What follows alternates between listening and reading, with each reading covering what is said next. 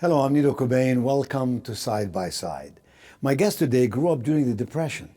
And when his father was called to serve during World War II, he even had to live in foster homes. Yet somehow, he was able to overcome his circumstances to create a successful career on Wall Street.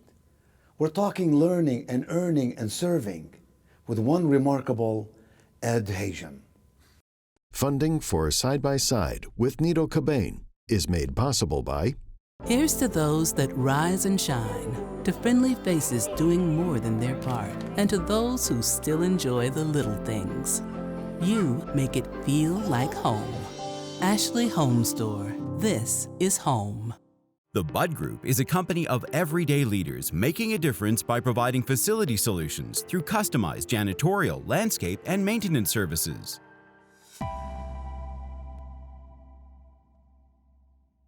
Coca-Cola Consolidated is honored to make and serve 300 brands and flavors locally. Thanks to our teammates. We are Coca-Cola Consolidated, your local bottler.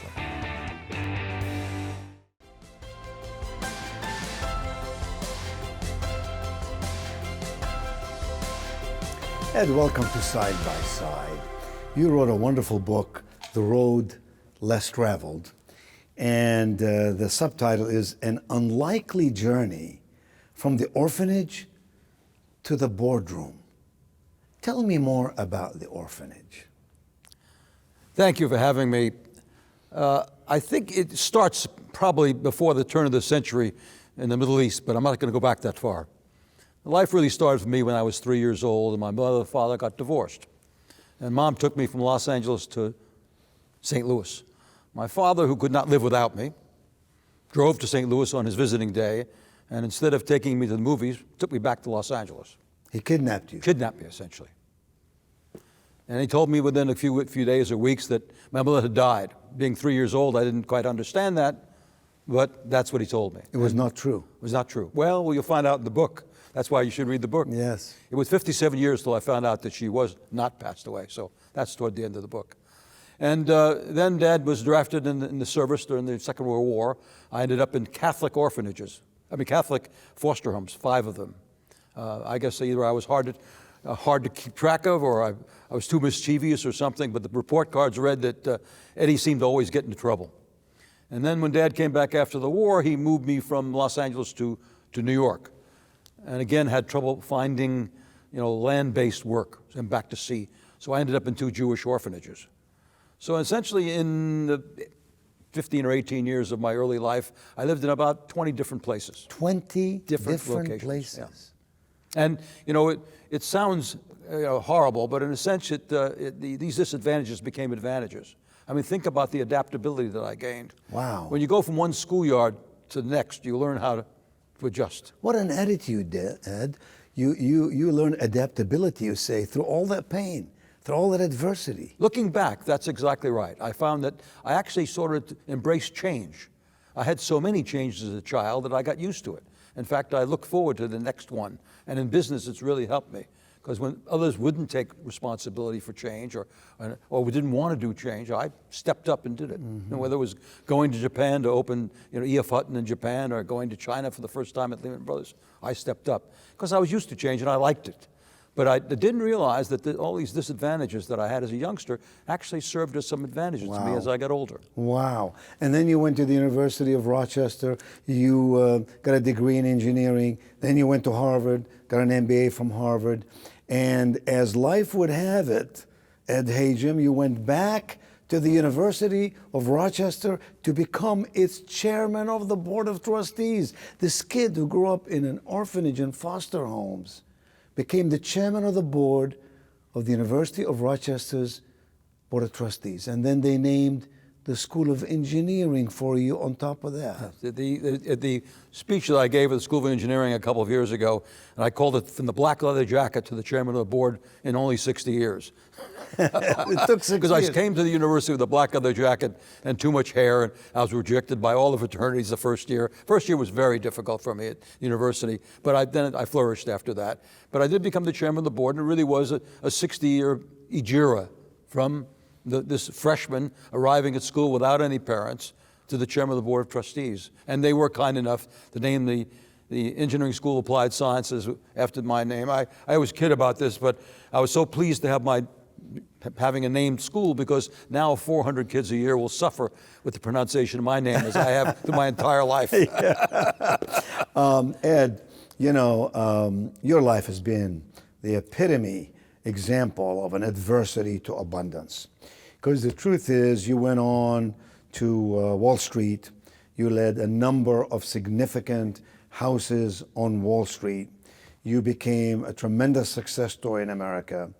You grew in both stature and wealth, and the University of Rochester has been the grateful receiver of a very large gift from you. Not to mention that you have helped raise their capital campaign of $1 billion or more. How did you do it? I want to find out. This kid who had all these challenges, who went on to the epitome of success. You remember the Horatio Alger Association for Distinguished Americans. You've received so many honors. I have read this book. It is a remarkable book. You can't put it down. It is the story of America. What can happen to a kid who had all the reasons to fail, all the reasons to become a rebel, all the reasons to give up, and yet your pictures with presidents of the United States and some of the most distinguished dignitaries in the world. You got to tell us what your system is.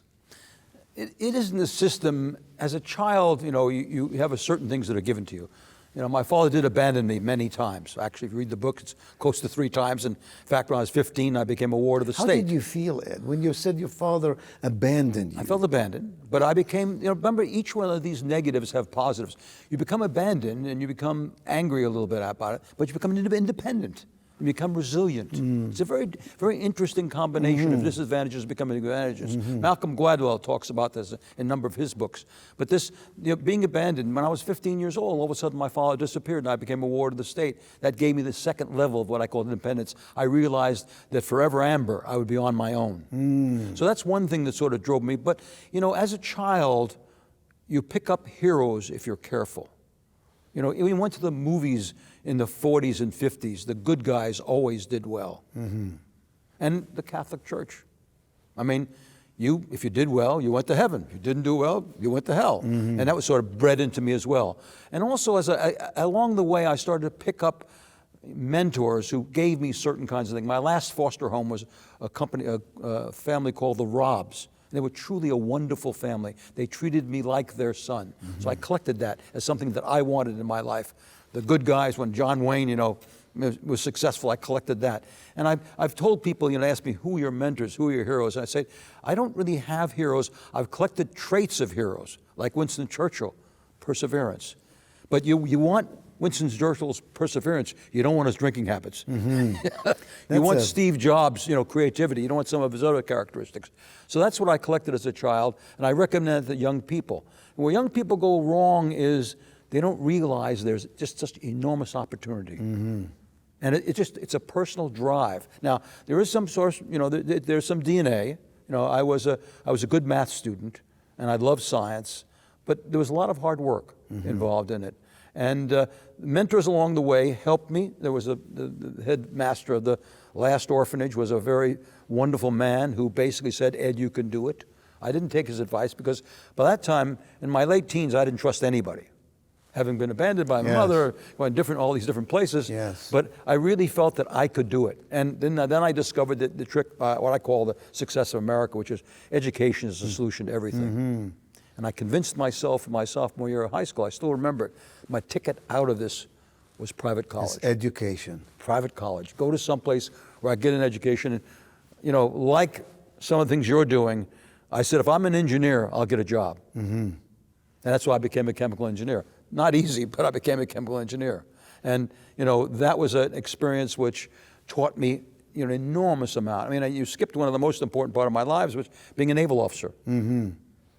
And I think that's one thing we miss today with young people. 22 years old, you report aboard a ship. You got 100, and the captain takes you down on deck, this is your division. 180 men, ages 18 to 55. You all of a sudden realize they've got 360 eyes on you, 24/7. You know you have to be a right example. And you learn enormously from these people. The young people, the 18-year-old wants to learn from you. The 55-year-old says, we'll give you 6 months to see whether you can make it or not. And you try and make it. So it's a great experience. Yes. Tell me about your first business. What was it? How did you get in it? And then how did you get into Wall Street? I was a chemical engineer, and I worked before Dustin Hoffman in plastics at the Hercules Powder Company. And I was one of the early people in polyethylene and polypropylene, and I went to Wharton at night. So here again, I was not satisfied working all day. I drove from Wilmington to Philadelphia 3 nights a week to go to Wharton at night. But the people at Wharton convinced me, and the people at Hercules convinced me that going to school at night wouldn't work. So I applied to the Harvard Business School, which changed my life again, as Rochester did. And I've dedicated my book both to my family, to the University of Rochester, to Harvard Business School, and to the United States of America. Those are my 3 dedications. But Harvard Business School changed my life. They gave me a chance to look at the whole world again. What were my real interests? What was my real passion? Was it math and science? Was it engineering? And I found what it was business. It was helping people to do better than they thought they could. That was my true passion. And I took my first job with a mutual fund company, illegitimately, because I wanted to buy a business, and I wanted to go to a firm where I had freedom. And they convinced me that within 30 days of taking the job, I would be on the road or in a couple months visiting companies, talking to people running businesses. And so 5 of us decided we would go to different companies and we'd get together once a month and find a company to buy. Well, unfortunately, after 12 months at the mutual fund company, I fell in love with the idea of getting on a plane, going to talk to CEOs, coming back and writing reports about whether the stock was attractive, the company's attractive. I mean, I couldn't believe that they would pay me to actually do this, to get on a plane and talk to a bright person in San Francisco, come back and write a 4 or 5 page paper and figure out whether you should buy the stock or not. And I remember my boss saying, in addition, we want you to read the newspaper. And being an engineer for a year, where you worked in a white coat and a plastic glass, and you were working 24/7, and salesmen were calling you and say, we need this, we need that, and you had to do it. And whether it was 12 o'clock at night or 3 o'clock in the morning, you had to get that stuff back. Being a research analyst at the time for a mutual fund was really fun. It was a fun experience. And how did you go from there to becoming the CEO of a financial institution? Well, a little bit of a long trip. I made the mistake early, and my first company, since I didn't buy my own business, I got them within 2 years or 3 years, which was really wrong, to spin me off into a separate subsidiary. I still want to run my own show. And for three years, I was fabulously successful. It's in the book, but I caught a disease called hubris. I thought I could do everything. And instead of just running the fund, which I was running, I was managing the people, and I was also marketing it. And in the book, it'll tell you that's one of the big mistakes. I failed. And early failures. Why did you fail? Because you thought you could do it all. At the same time. Also, you had overconfidence? Overconfidence, but the company I was working for, I got their agreement, but not their blessing. And in the middle of the whole position, they changed the deal with me. Instead of them marketing my fund, which was a whole experience, I had to go and market it. I see. So I took the energy from marketing. I see. And I didn't have the energy again to run the business as much. I see. Okay. And so it's a very interesting. I think that young people will understand. You've got to be careful in today's world. Collaboration is everything. Having partners to do things that you can't do or don't do as well as they do is very important. How do you mean that? I heard you say partners. What do you mean by partners? You don't mean literally business partners. No, you mean associates, colleagues. People. I use the partnership. Find people that can do things. First of all, what do you have to do? Find people who can do things better than you can do them. Find people who do things like you, as well as you do, but you don't want to do. So you end up with doing things that you do well, that you want to do. That you want to do, yes. So you surround yourself with those. And I found that I was only as good, and again in the book, only as good as the people I surrounded myself with. When I had the right partners, success. When I had the wrong partners and no partners, in case I had no partners, failure. No man is an island, Ed, huh? Today, in my world, in the 60s, you could be a little more of a, one-man show. Today, collaboration is ultimate because there's so many capabilities required to be successful. Yes. You need to have people. I mean, in my day, they didn't even have HR. Today, HR is absolutely vital. Yes. HR was sort of, if you're a big enough company, you had it. There's so many, the technology today. I mean, nobody in my mind can run a company without a CTO, someone who understands today's technology, because everything is changing very, very rapidly. But in my case, even there, I had a 6'5" Dartmouth graduate who came to me in the middle of my career, and we spent 35 years together. and he saved my life once a month. So partners are very important. Yes. Of course, the most How important did you part- get to the top? How did I get to the top? Luck. Luck? Come on, you don't mean luck. I failed with this little company that I started. The CEO of E.F. Hutton picked me up. He said, forget that business, I'll make you the senior vice president. I worked for him for 3 years. Then Lehman Brothers grabbed me, and I spent 7 years with Lehman Brothers, and I did everything right. One of the lessons in the book, sometimes you'll do everything right and still fail. And I failed, they kicked me out. Boss and I didn't get along. And I got my dream job because I was ready to go to a big firm like Morgan Stanley or Goldman Sachs or something like that, because I had a talent that people wanted. But a little firm called me and said, we want you to be the CEO and chairman. And so I got to be the CEO and chairman. I gave up my dining room, which was the most fabulous dining room in New York. And my dining room at Furman Cells was, the little company that I went to, was basically 2 hot plates in the conference room. My office at Lehman This is the Brothers. dining room at the office we're talking about. Yeah. My office at Lehman Brothers looked over the whole harbor. My office at my new little company looked at the brick wall. But I loved it. So I became the CEO, and I got a chance to run the company for 20 years. Is there such a thing as luck? Oh, I have a sentence in the book you got to put on your wall. Skill is important, but luck is essential. Really? Oh, yes. What is luck? Well, luck is being born at the right time. Luck is taking advantage of opportunities when they come available. It's not all just happen chance. You got to sort of work. People say, the harder I work, the luckier I am, which is really true. But you have to take advantage of luck. But in everybody's life, there's a certain amount of luck. I mean, think about the difference of being born in 1900 versus 1936 when I was born. I mean, the advantages we've had in the last 40 or 50 years are almost second to none. Whereas my father was born in 1900. I mean, you look at that period, the Spanish flu, the First World War, the Depression, the Second World War, even after the war. Then the 70s were not terrific. But from 1983, when I took over as chairman and CEO, until today, we've had a pretty, we've had 9/11, you've had some difficulties. No comparison with wars and depressions and so forth. What is it that you would tell young business people today, aspiring people in business? You would say, these are the 3 things you must master to become a very effective and influential leader. What are they? In my book, I finish up with an epilogue called the 4 Ps. Find your passions, which is an overused word, but you have to understand that. Find yourself. Find your principles. Establish those early, the lines you won't cross. Find your partners all through. My partner, I always call P1 is the most important part, and that's my spouse. Without Barbara, I wouldn't be here. But in everything you do, you have to find different kinds of partners that can do the job. Where do you learn to do that? If you're a young person, your life has been an amalgamation of incidents and events and trends that made you stronger, independent, to use your word. You were resilient, you had grit, you have faithful courage. But not everybody has that. Not everybody has those circumstances in their life. They graduate from college, they enter into a business, you hired a ton of people in your career. What do you look for? Maybe that's a better question. What are the 3 things you look for in a person that you believe this person will succeed in this organization? Well, drive is the most important thing. Okay. Drive and Initiative. interest. Drive and interest. They have to be interested.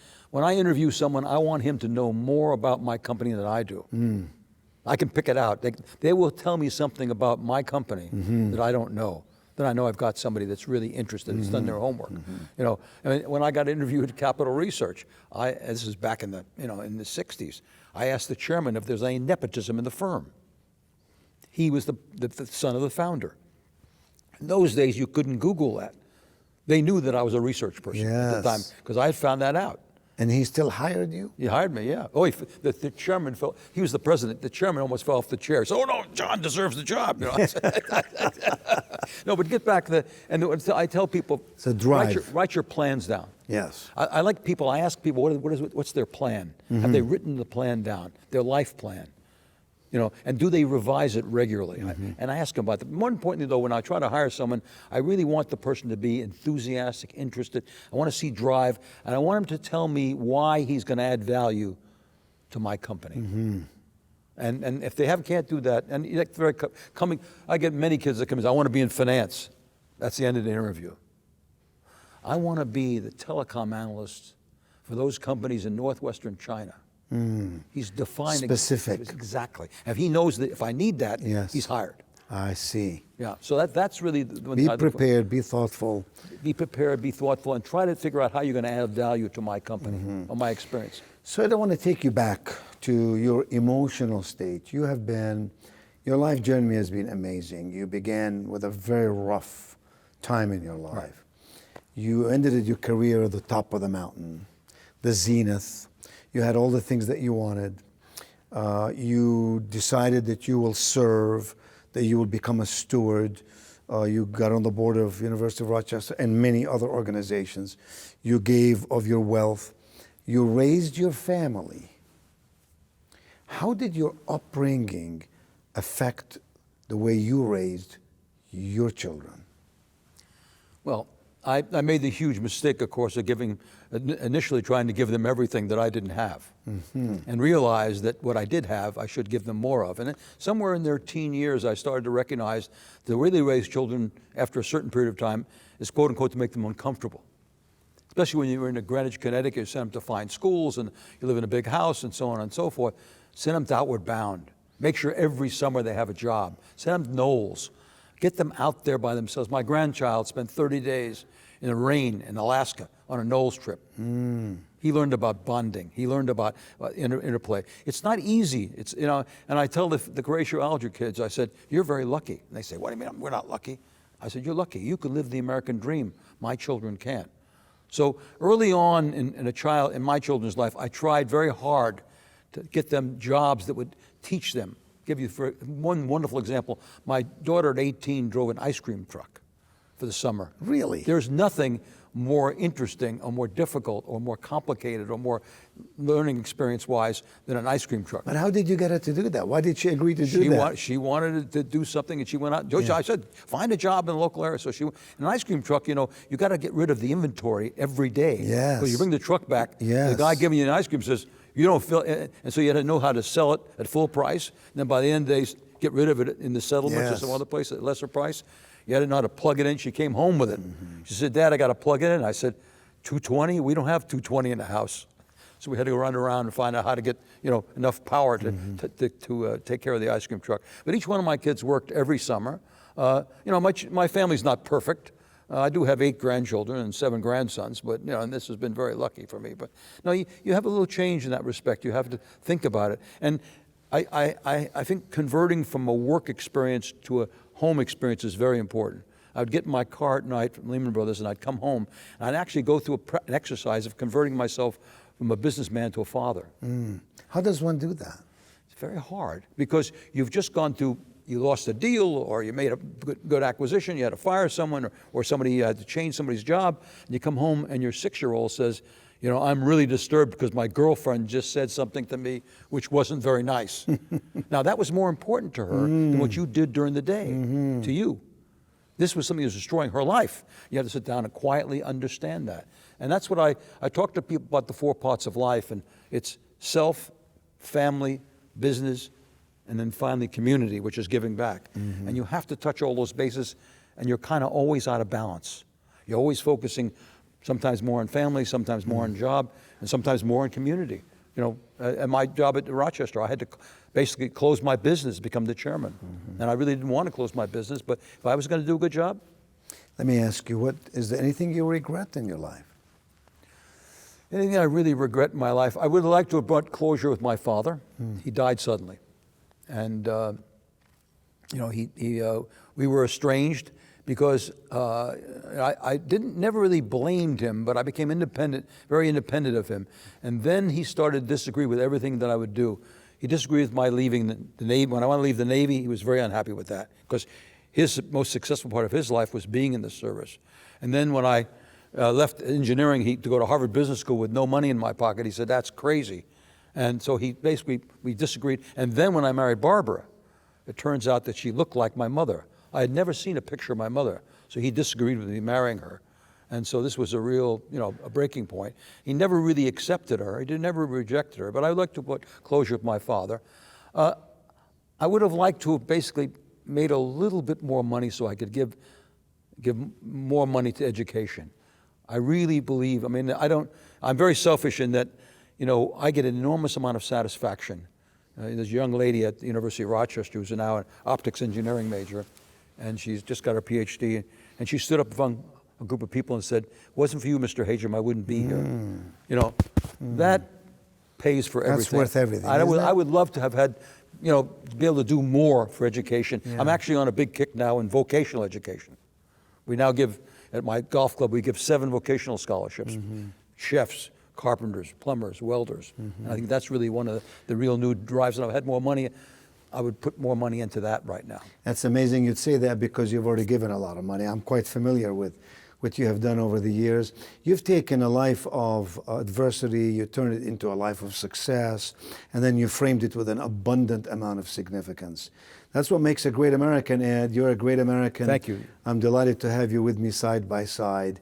And thank you for writing the book for all of us to learn, and thank you for all the good you do in our world. Thank you for being here. Thank you so much and you've overstated my case, but it's all right. Thank you. Funding for Side by Side with Nido Cobain is made possible by Here's to those that rise and shine, to friendly faces doing more than their part, and to those who still enjoy the little things. You make it feel like home. Ashley Home Store. This is home. The Bud Group is a company of everyday leaders making a difference by providing facility solutions through customized janitorial, landscape, and maintenance services.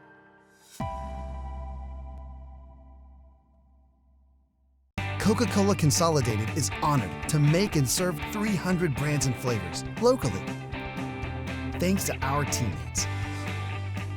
We are Coca-Cola Consolidated, your local bottler.